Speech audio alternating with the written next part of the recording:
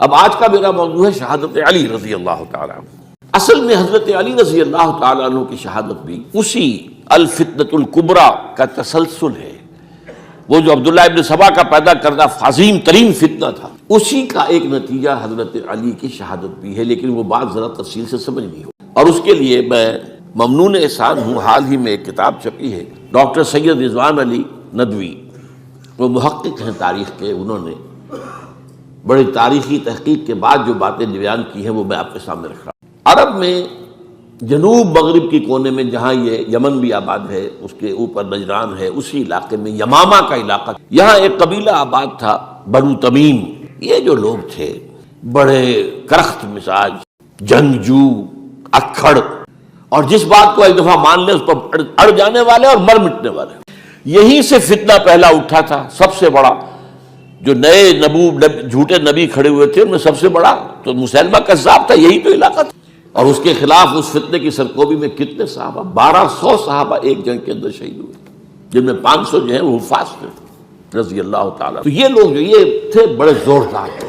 اس قبیلے کے بارے میں حضرت عمر رضی اللہ تعالیٰ نے ایک بڑی عجیب حکمت عملی اختیار، ان کو وہاں سے اکھاڑ کر اور ایران کی سرحدوں پر آباد کر دیا، اب جہاں پر جہاد ہو رہا تھا، تاکہ ان کے اندر جو یہ جنگجوئی ہے یہ اب اس مقصد کے لیے استعمال ہو، اب وہ دارالاسلام کی توسیع کے مقصد کے لیے استعمال ہو، اور وہ ہوئی۔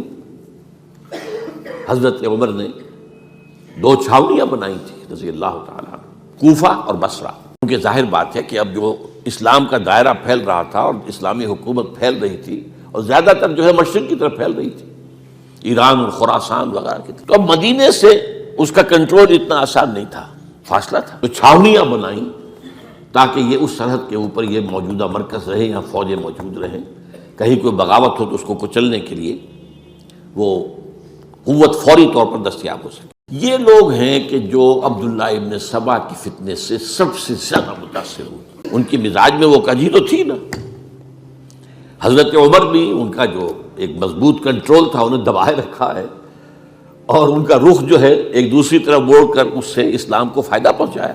لیکن اس کے بعد جب فتنہ جو آیا یہ عبداللہ ابن سبا، تو سب سے بڑھ کر یہی لوگ اس کے ماننے والے، اور انہی میں سے وہ لوگ تھے جنہوں نے جانیں بھی دے دی ہیں، جنہیں حضرت علی نے زندہ جلایا ہے، اس لیے کہ وہ کہتے تھے کہ علی خدا ہے۔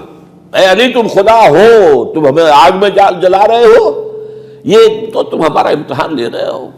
وَلَنَبْلُوَنَّكُمْ بِشَيْءٍ مِّنَ الْخَوْفِ وَالْجُوعِ وَنَقْصٍ مِّنَ الْأَمْوَالِ وَالْأَنفُسِ وَالثَّمَرَاتِ۔ اب وہ اس آیت کو اپنے اوپر منطبق، تو یہ جو کرخت لوگ تھے انہوں نے در حقیقت جو ہے عبداللہ ابن سبا کے کردار میں سب سے بڑا رول پلے کیا، اور انہی کے ہاتھوں حضرت عثمان شہید ہوئے رضی اللہ تعالیٰ۔ اور اس کے بعد انہوں نے حضرت علی رضی اللہ تعالیٰ عنہ کو اپنے گھیرے میں لے لیا، کیونکہ انہی کی کثیر تعداد موجود تھی مدینے میں جب حضرت عثمان شہید ہوئے۔ اس کے بعد اب ظاہر بات ہے کہ کوئی نہ کوئی تو خلیفہ ہونا چاہیے تھا۔ حضرت طلحہ سے کہا گیا، انہوں نے معذرت کر لی، حضرت زبیر سے کہا گیا، انہوں نے معذرت کر لی۔ اب ظاہر بات ہے کہ حضرت علی آخر امت کو چھوڑا تو نہیں جا سکتا تھا بغیر امام کے، انہوں نے قبول کر لی، اگرچہ حضرت حسن روکتے رہے کہ ابا جان یہ ان لوگوں کی بیعت جو ہے آپ قبول نہ کیجیے۔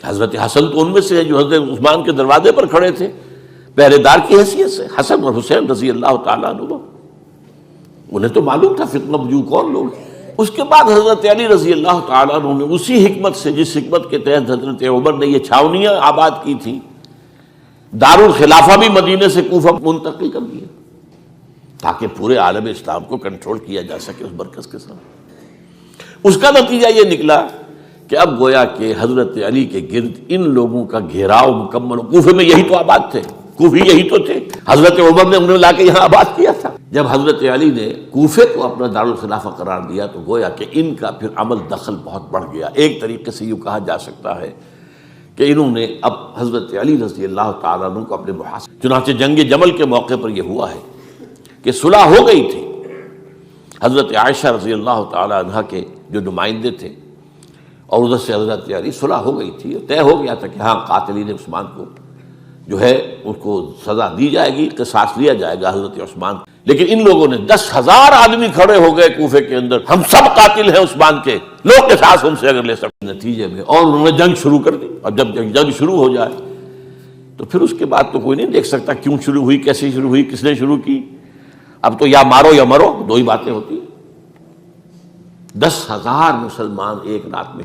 اب اس کے بعد حضرت علی رضی اللہ تعالیٰ عنہ کی خلافت جو ہے حضرت امیر معاویہ نے مان. جب تک قاتلین عثمان کو سزا نہیں، یہ نہیں کہ دعویٰ کیا ہو کہ میں خلافت کا حقدار ہوں، یہ نہیں، لیکن یہ کہ آپ کو ان کو سزا دینی چاہیے. اب یہ تھا وہ مخمصہ جس میں حضرت علی رضی اللہ تعالیٰ عنہ وہ فرماتے تھے تم میرا ساتھ دو تو میں ان قاتلین عثمان سے سزا جو ہے ان کو سزا دے سکتا. ادھر انہیں پتا تھا کہ میں سرنڈر کرتا ہوں تو مجھے علی تک تو پہنچنے کوئی نہیں دے گا، راستے میں ختم کر دیں گے رضی اللہ تعالیٰ عنہ. تو یہ پیچ تھا ایک جو ایسا پڑا ہے. اب اس میں جب حضرت معاویہ اور حضرت علی کے مابین فیصلہ کن جنگ ہوئی، جنگ صفین، جس میں 70,000 مسلمان ایک دوسرے کی تلواروں، تیروں، نیزوں سے قتل. اس موقع پر حضرت معاویہ کی طرف سے ایک آفر آئی. قرآن مجید کو نیزے پر اٹھا کر لوگوں نے کہا کہ یہ خونریزی بند کر دو، ہم قرآن کا فیصلہ ماننے کو تیار. حضرت علی دیکھ رہے تھے کہ یہ اصل میں میری فتح کو شکست سے بدلنے کا پروگرام ہے. تقریباً فتح میری ہو چکی ہے، لیکن یہ جو طبقہ تھا یہ انہوں نے کہا نہیں بڑی ٹھیک بات کہہ رہے ہیں، وہ مانیے ان کی بات، جنگ بند کی. انہوں نے ہی یہی لوگ تھے جنہوں نے مجبور کیا حضرت علی کو کہ وہ تحکیم پر رضا. اس کے بعد تحکیم میں جو معاملہ ہوا، حضرت علی حضرت عبداللہ ابن عباس کو اپنی طرف سے حکم بنانا چاہتے تھے، یہ اڑ گئے نہیں. یہ اڑ جانے والے لوگ، اور یہی اصل قوت تھے، وہاں ساری طاقت کوئی نہیں کی. تو انہوں نے ابو موسیٰ اشعری کو اپنی طرف سے مقرر، وہ بہت نرم خو آدمی تھے، انہیں بنا. بہرحال جو بھی بات طے ہوئی، اب تاریخ کی روایتوں میں اختلاف ہو سکتا. کہا یہ جاتا ہے کہ طے تو یہ ہوا تھا حکمین کے مابین، ادھر سے ابو موسیٰ اشعری، ادھر سے عمرو بن العاص رضی اللہ تعالی عنہ، کہ آپ اپنے جو کلائنٹ ہیں حضرت علی آپ انہیں معزول کر دیجئے، میں معاویہ کو معزول کر دیتا ہوں، پھر جو ہے مسلمان فیصلہ کر لیں کسی اور کی عبادت. انہوں نے کھڑے ہو کے کہہ دیا میں علی کو معزول کرتا ہوں، اور عمرو بن العاص نے کہا کہ میں معاویہ کو قائم کرتا ہوں. اب یہ ہے روایت، واللہ عالم اس میں کتنا سچ ہے کتنا جھوٹ ہے. میں کوئی مورخ نہیں ہوں، میں کوئی تاریخ کا محقق. اس کے بعد جو ہے اب یہ لوگ انہوں نے کہا کہ مانیے تحکیم کو، اور جب انہوں نے حضرت علی نے اس تحکیم کے فیصلے کو ماننے سے انکار کیا تو بعد حضرت علی کو کافر قرار دیا، اور جا کر ایک جگہ پر حرورہ ایک جگہ تھی وہاں پر جا کے جمع ہو گئے، جتھا بندی کی، بہت بڑی طاقت پر وہاں کری. انہوں نے طے کیا کہ علی بھی کافر ہو گیا، معاویہ بھی کافر ہو گیا، عمرو بن العاص بھی کافر ہو گئے، سب کافر. حضرت علی کی طرف سے ایک گئے سفیر ان سے بات کرنے کی، تو انہوں نے کہا تم ہی نے تو کہا تھا کہ تحکیم کو تسلیم کرو، کہ ہاں ہم نے گناہ کیا تھا، کفر کیا تھا، ہم توبہ کی ہم نے. اگر علی بھی مان لے کہ میں نے مان کر کفر کیا تھا اب میں توبہ کرتا ہوں تو ہم ان کی بات مان لیں گے. اب حضرت علی اس طرح کا جھوٹ کیسے بولتے؟ انہوں نے تو کوئی کفر نہیں کیا تھا.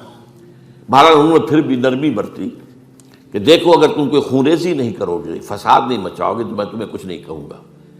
لیکن وہ اپنی ان شرارتوں سے بعد نہیں آئے. تو پھر تیسری جو بڑی جنگ ہوئی ہے ان جنگوں میں، جنگ نہروان کہلاتی ہے، حضرت علی کی جنگ خوارج کے ساتھ، جس میں 4,000 خارجی جو ہے وہ ختم. اور یہ بات اب آپ نوٹ کر لیجئے کہ یہ لوگ جیسا کہ اکھڑ بھی تھے اور لیکن اپنی بات پر ڈٹ جانے والے تھے، لیکن ساتھ ہی دیندار بھی تھے، نمازی اور روزہ دار بھی تھے. یہ اس طرح کے لوگ نہیں تھے کہ جو فاسق اور فاجر ہو. بس یہ مزاج کا ایک ہے، جو بات دل میں بیٹھ گئی اڑ گئے. تو یہ اصل میں انہوں نے پھر فیصلہ کیا کہ اور تو ہمارے بس میں اب کچھ نہیں ہے، ان تینوں کو قتل کر دیا جائے، علی کو بھی اور معاویہ کو بھی اور عمرو بن العاص کو. تو ایک جگہ ان کی سازش ہوئی، 3 آدمی معین ہو گئے، ایک ہی وقت کا طے فیصلہ ہو گیا، فلاں تاریخ کو فجر کے وقت تم جاؤ. وہ تم کوفے کی جامع مسجد میں جب علی نماز جماعت کرا رہے ہو خنجر مارو انہیں. اور یہ اس کا نام ابن ملجم تھا، خارجی، یہ وہی لوگ بنو تمیم کے لوگ.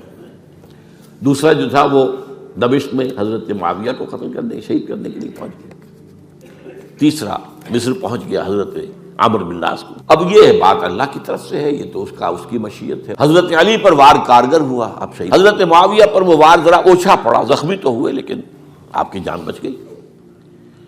عمرو بن العاص اس روز مسجد میں کسی معذوری کی وجہ سے، عذر کی وجہ سے فجر میں آئی نہیں سکتے، لہٰذا حضرت علی کی شہادت ہو۔ اب یہ ہے اصل پس منظر، کن لوگوں نے کیا شہید، اصل میں وہ سمجھ لیں خوارج نے شہید۔ لیکن خوارج کا فتنہ سبائی فتنے ہی کا آف شوٹ ہے، اسی کے ذیل میں ہے، اسی کی ایک شاخ ہے، اسی کا ایک نتیجہ ہے۔ یہ خوارج جو ہے بعد میں بھی ان کی مسلسل جو ہے وہ جنگیں رہی ہیں۔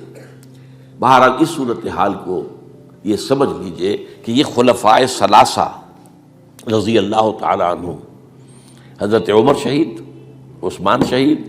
عجیب بات ہے کہ تینوں کا نام عین سے شروع ہوتا ہے، عمر عین سے، عثمان عین سے، علی عین سے، تینوں شہید ہوئے ہیں۔ لیکن یہ کہ یہ ہے تاریخی پس منظر۔